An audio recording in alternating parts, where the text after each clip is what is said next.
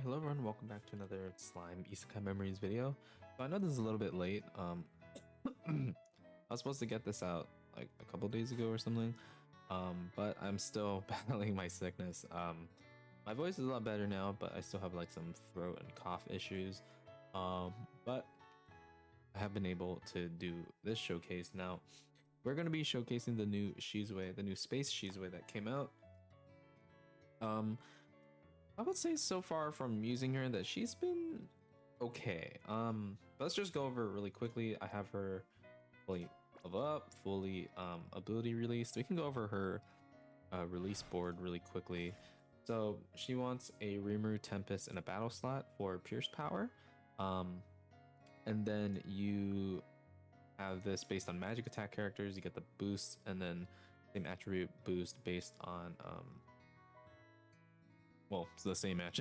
Same match. So basically water magic characters is who you want on the team. And then we have her level 104 because they do give us the free dupe from the bingo board mission. That's why I waited a little bit as well to get her level 104, because if you were watching my stream when all the stuff dropped, I think was it last week already? My god. I did an oopsie and I redid a mission once. So I had to wait another day. But let's go over her stuff really quickly. So she thank you, game. I will be right back. Okay, we're back. But real quickly, she does have a single target ult. So Hinata has the AoE while she has the single target. It does 490 and then 200% of that, so 735, I believe. For her EX ult. So she has two skills. One is Annihilation Rush. Now, I left this at level 7, okay, but we can check at level max. So this is her like this is like the new skill that they brought, like her unique factor basically. So you can only use this once per battle, and essentially it decreases skill cost by 20 for Vanguard allies. So it's just basically a one-time skill reset for your team. And then she also increases all souls skill point increase by 10% for one turn, and it's 0 skill points, so it costs nothing. So it sounds really good on paper, but from what I've found, when you can't use this, because it's a one-time use, you have to put a lot more thought obviously into when you're going to use it. So far, like I mean, I found like some like niche, or not niche, but like more like specific situations where like you would use this, because you know, a lot of times it's like you can either use this to reset, like use certain buffs again, like if you, let's say you went all out for an ult and then you didn't finish, so then you can just pop this if you saved it, if it's really early into the battle, and then use some skills again, and then boom, finish the enemy. Or you can use it as a reset to maybe progress through a round, instead of just resetting, right? But I will admit, this I think is not like a super hard carry mechanic or anything like that. It's nice, it's really nice to have, but I found less usage out of it than I thought. If that makes sense.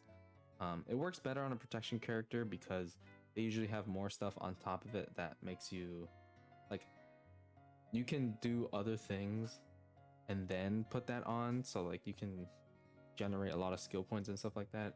But then the times when I used her with the teams that I specifically used her with, it didn't show its glory that great, but it's still definitely a really nice thing to have, and it's still a good skill, right?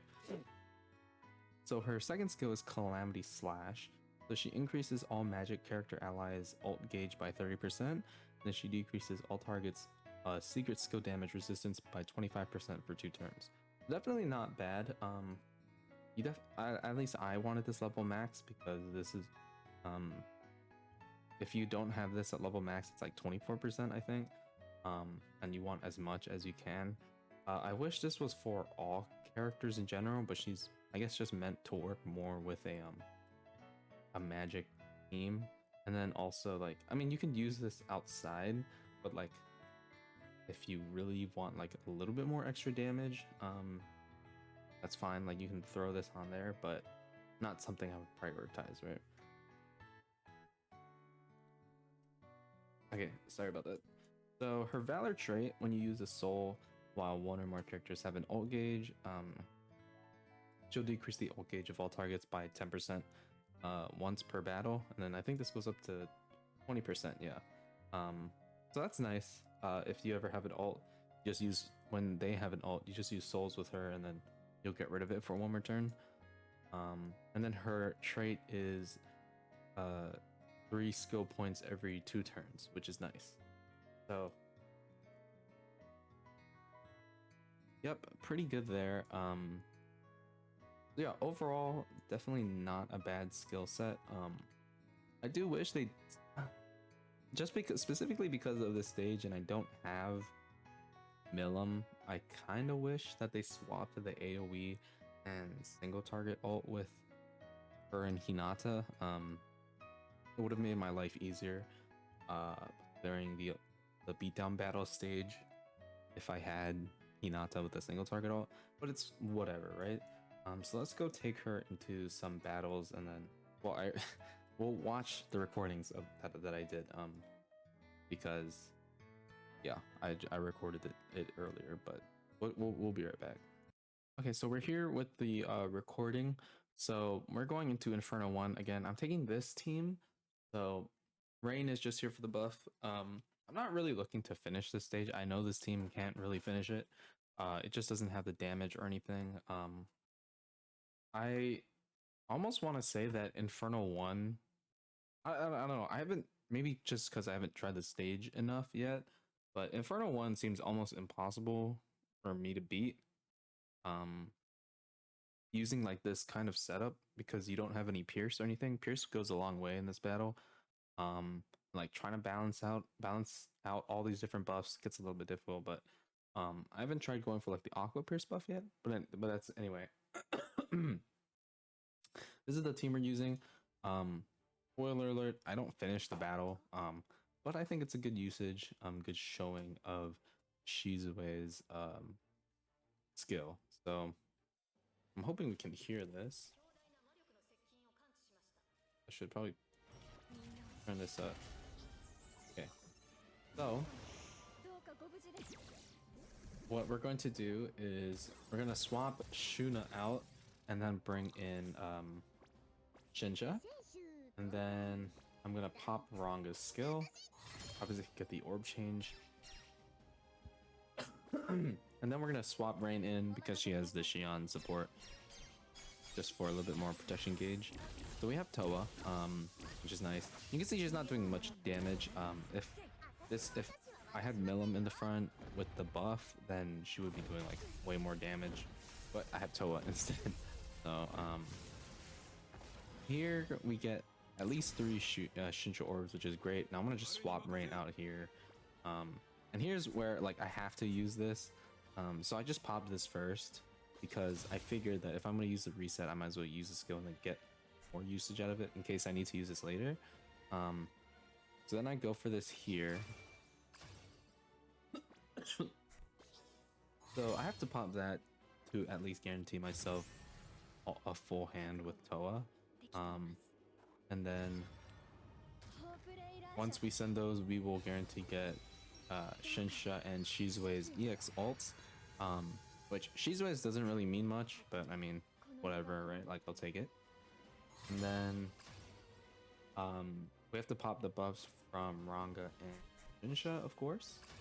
Get the damage buff, protection buff, and then the skill point buff, and then we'll just send all of that. So we have the 2 EX ults. I can just put whatever, like Rain's magic buff on Shinsha, and then just completely like take her out of the fight until I need to nuke. So from here onward, it gets pretty RNG heavy because the team doesn't really have much like orb changing or anything. So I pop this here just to get advantage of the turn 3 benefit from Rain's magic buff. And then here, I'm just like, uh, you know, I just need to get to Toa somehow. So send the 3 Rain orbs. Obviously, no damage. Then here, I was like, okay, I can just send the Shuna, and then we'll get Toa, and this should be enough skill points to at least try and nuke, right?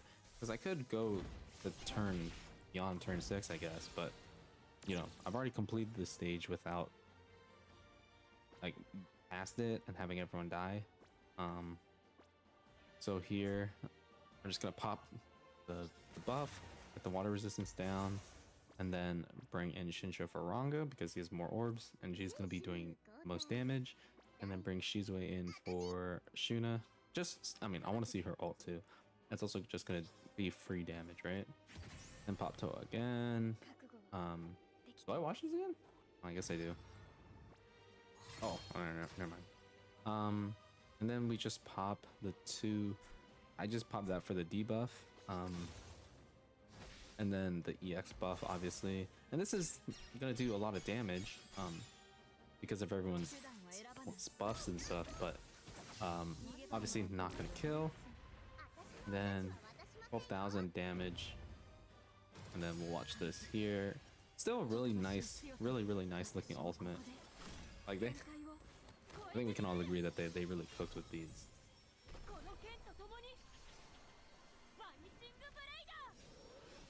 Boom. 54,000. I mean, I'll take it, I guess. And then Shinsha, we know she's gonna be doing the most amount of damage. But I do wish this team, like, they put more characters with like orange orb changes or something. I mean, that's why Hinata's there, right? But I don't know. I didn't want to use Hinata in this stage, so that's pretty much the run. We did 250,000. I think it's a good showing of oh right, we have Rain's ult that I wanted to just see. But I think this showed Shizue's like what you're gonna normally see, especially in a stage like this. In a stage like this, you're just gonna use her to reset like random skills that you need to use, just so like you don't have to reset a run, right? Still nice looking ult from Rain. But yeah, I mean, it's really nice, but it's once per battle, so it's hard, and it's not everyone, it's only Vanguard allies, so it's hard to line it up properly. But we'll go into another battle and then you know, try to use her in a different team and see how much better she works there. We'll be right back. All right, so this is the other team that I'm gonna be taking Shizue on. I want to have fun. Just use her on a random space team. It's not very coherent, as you can tell, but it's fun, right?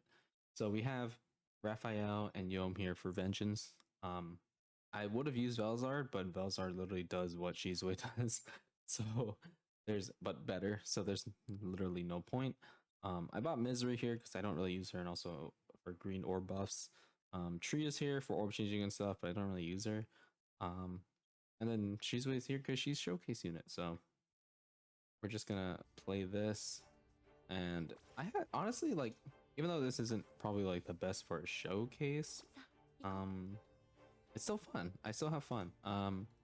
It's just fun to use overall. So like her mixed along with like something like Vengeance is definitely gonna succeed a lot better than you would think. Is this gonna I was gonna say, is this gonna load? But I mean, essentially really all we need to do is survive, and that's not gonna be too difficult. We're gonna get the reset with Raphael and Yom's like charges, that's obviously what I want to aim for, and that's honestly like enough, because they don't do like insane amounts of damage until you get to like turn 8, 9, 10, 11. After like you've just been constantly being hitting over and over and over and over again. And I also forgot that the stage doesn't have a set orb change, so I thought it did, but oh well. So we're gonna swap Raphael in and then send. Do I swap Shizue in here? Yeah. Swap Shizue in for Tria. Then I'll just send a 3 and then get Raphael orbs later. Nice animation. Look at the sword. Look how it has so much effects on it. They really went all out with it. So I think I popped that here. Just like, honestly, it was kind of a waste, but I was like, why not? And then I send those just so I can get as many Raphael orbs as I can. Luckily, they don't debuff gauges, so I can just send the Raphael orbs here, or I can just send the blue orbs, yeah. And then get the thing, and then we can just sorry, we can just start stacking the vengeance charges like really whenever we want, because we can just keep using them over and over. This team isn't insane for like skill point increase. Honestly, I probably should use like Veldor or something, but I don't know. I haven't used Guy in a while, so yeah, pretty fun here. And then I have the protection increase the charm on him, and then I just pop that. I think, yeah. We'll get a lot of skill points here. Did we get a full hand here? I'm actually not too sure. Almost, or max skill points, almost. But yeah, you can see we're not really doing any damage, but vengeance will clean up. But I guess, I mean, while we're just watching this, I guess I'm gonna just talk about like Shizue. I think needs. I wouldn't say she needs another team necessarily, but I think she just needs either different type of content or like something else, you know, because oh, and here we can, do I pop it here? Oh, I guess so, yeah. Here we can just pop it and then get the guard rate increase or the attribute resistance, either one. Looks like I go for attribute resistance. Because, I mean, guard rate is good, but the attribute resistance actually gives us more, it's more defensive, than you would think. But yeah, I would just say that I think Shizue is good. I'm not saying she's bad, but she definitely needs more. You know what I mean? Like, she needs something else. I don't really know what it is. Maybe it's a different style of content. Maybe it's a different like team or something, like a different magic team that you can throw her on. But I don't know. She feels like, I just don't know why they release her kind of skill set now. I mean, I kind of get it, but like, it just feels weird, you know. Hinata feels more fit for the wielder of magic force, which is fine, but this Shizue is like, I guess kind of like what they did with like the hero, but even then the hero still had like, you could use her on the fantasy world of fantasy team and it fit better. Not better, I guess, but I don't know. I don't really know what I'm trying to say. She just feels weird. She feels like a weird unit to release right now. Yom is about to die, but yeah, I don't know. It just feels a bit odd to me. Like, they could have definitely really someone else, or like thrown different skill set, a different skill set on her. You know, should probably heal Yom. Right? Yeah, there we go. And then just pop the ult, the blue orbs. So yeah, this is a pretty slow fight. Nothing really much happens. Okay, nice. Boom. Oh, she gets stunned. That's great.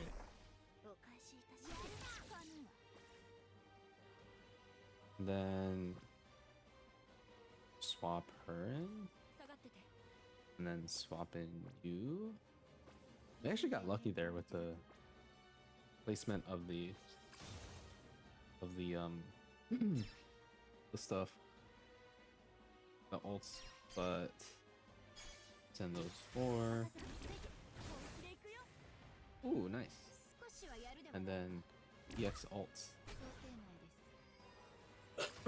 Plus more vengeance, which is nice.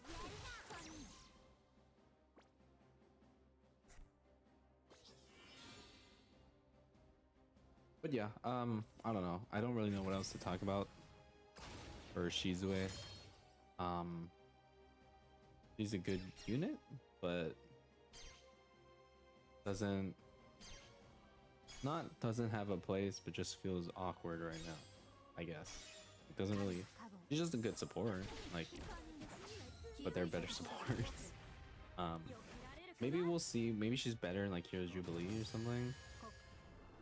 Oh, here's peak ultimate. But as of right now, like, I wish they would just have all the beatdown battles available, because I feel like it would be more fun. I could take characters into different stages. Hopefully they do that for anniversary or something. But here we're gonna watch her ult again, and then I think she might work better in different stages. She could maybe work better with a stacking team, just to like help either with probably just like orb changing, just like help getting started at the beginning, because just reset that, and then you could use like 225 skill points skills to orb change instead of having to only do one, because it costs like 50, right, or 45. So yeah, I don't know. I would love to take her in a stage where we could stack, but they don't really exist. I'm not gonna lie. I mean, I guess a random tempered edge stage, but like, I want to take her into like the orc stage, the 1.5 anniversary one. That one was fun. But then I think Milim and Dino die here. But yeah, I mean, that's pretty much it. Shizue is fun to use. I had fun on this stage. Try doing stuff like this, if you want. But yeah, I don't really know where I would use her outside of that. And my game crashed here. You couldn't tell, so we'll just end on that. Thank you all for watching. Hopefully you guys enjoyed, and I will see you on the next one. Peace.